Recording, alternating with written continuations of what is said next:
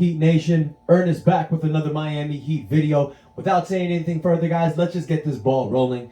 Last night was a great night. Our Miami Heat whooped the Portland Trail Blazers 115-109. It was an incredible game. It was a late night game, started at 10 p.m. So for those of you that stayed up past midnight, you saw one hell of a show.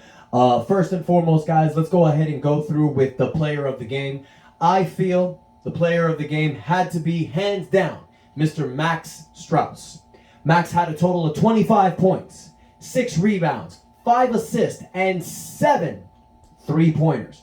Max Strus is coming for Duncan Robinson's job, it looks like. Now, Duncan came back last night out of the COVID health calls protocol. He scored 12 points off the bench. He and Max Strus were knocking it down from everywhere. So, guys, it's like I said from the beginning of the season, Max Strus is like a baby Duncan Robinson, but he's evolving. He's getting more confidence. I love that handshake he's got with Jimmy Butler. Ain't no handshake. They just throw up the middle finger. It is beautiful. It's funny. You're seeing this team's chemistry come alive together. Beautiful game, but not just by Max Strus, guys. The Miami Heat had a total of 6 players that all scored double figures. Max Strus, Tyler Hero, Duncan Robinson, PJ Tucker, Omar Yurtseven, or as my wife calls him, Yurt7. I love you, baby. And Caleb Martin. They all scored over 10 points. You're seeing this Miami Heat team play better. You're seeing them play as a team. The chemistry is getting stronger with these new players, and you're seeing it, guys, because Jimmy Butler and Bam Adebayo are missing so much time, but the Heat are still winning. So this is a great thing to see, guys. I'm loving what the Miami Heat is doing. We're still sitting at the 4th seed. We're only a half game down from the 3rd team from Milwaukee, so Miami's got a lot of fight left. But a player that I want to talk about, man, you know, this Max Strus kid has been playing amazing, and it's not just him, guys. Omar Yurtseven. I mean, this is your guys' player. Y'all been talking about him all the offseason with me, but Omar is really stepping up. The guy's been averaging a double figure over the last 10 games. Last night he had 14 points, 16 rebounds, a block shot, 3-point shot made, his first in his NBA career. The guy is getting more confident, and he's showing that he can maybe compete for the backup center role with Dwayne Dedmon. Guys, I want to go ahead and remind you of something.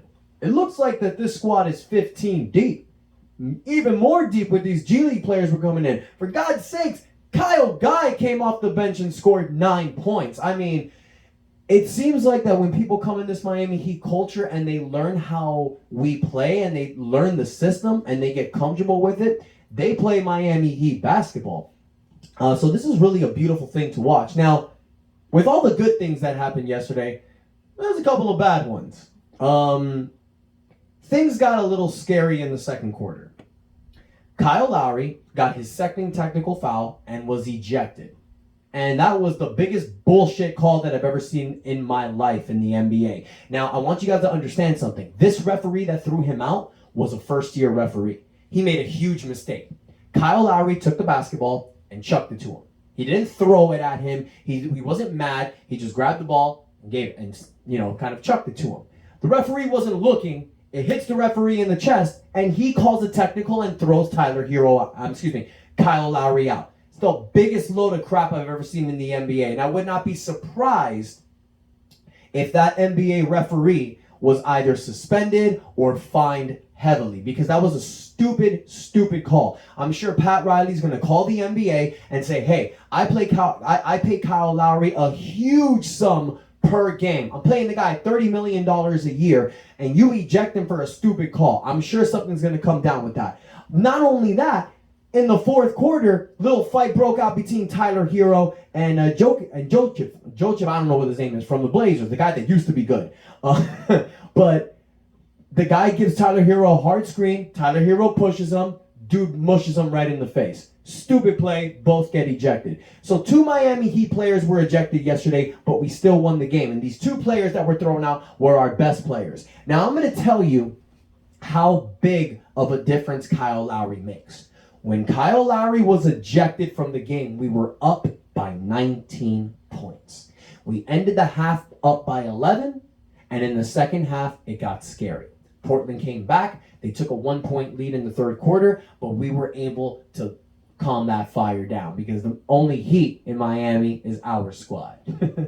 So a great game. I loved it. I thought seeing these guys come off the bench, seeing these young players go hard against the Blazers. Now, thank you so much for the person that left the comment for me yesterday. I had no clue that Damian Lillard and CJ McCollum were not playing, so we all thought this was going to be an easy win. Wasn't, because once our guys got thrown out, Anthony Simmons and Nolan Powell took over. And this kid, Anthony Simmons, is really good, man. Playing amazing after the death of his grandfather the other day. Scored 43 points the game before, 28 points last night. He was coming for us hard. But we dug out, we played our best, and Miami Heat did what we do best, and that is play culture basketball, and we won.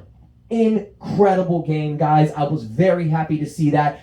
Now, as you know, with Miami Heat basketball, we don't think about the past. We move forward to the next one. On to the next one. Saturday is one hell of a matchup we got.